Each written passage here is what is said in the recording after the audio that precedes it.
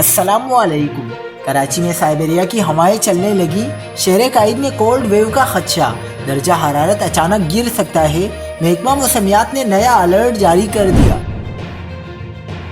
تازہ ترین ویڈیوز کے لیے چینل کو سبسکرائب کر کے بیل آئیکن اور آل نوٹیفیکیشن پر کلک کریں۔